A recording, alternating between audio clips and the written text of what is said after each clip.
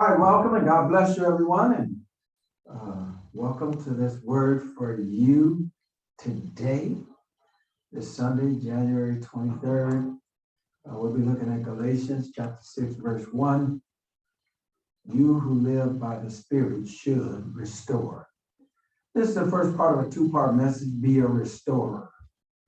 Sometimes when we fall, we can get up by ourselves. Other times we need someone to help us. And sadly, not all Christians are willing to help.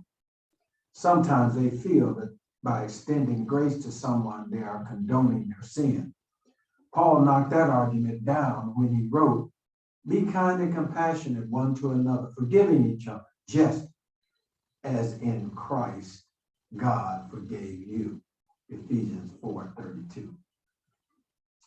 Why should we be restorers? Number one is because God tells us to.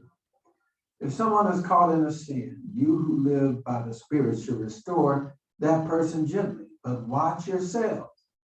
You also may be tempted in Galatians 6:1. It's pride that causes us to point an accusing finger instead of extending a helping hand to those who fall. It makes us think we're better than someone else, incapable of falling like they did. You would be surprised what you would do in certain circumstances. Paul's right. We are just as capable of messing it up as they were. Don't be so self-confident. You could fall flat on your face as easily as anyone else. 1 Corinthians chapter 10, verse 12.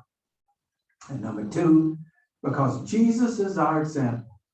Jesus had no time for the Pharisees who hid their sins behind a religious mask. But not one time did he condemn someone who was caught in a sin and overtaken by temptation and failure. The minute they reached for him, he willingly restored them.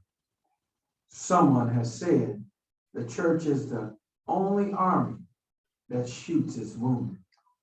Today, others are watching us to see if the grace we preach to others is the same grace we extend to one another. Let's not disappoint them.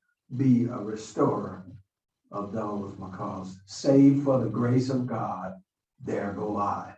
God bless you and God keep you is our prayer.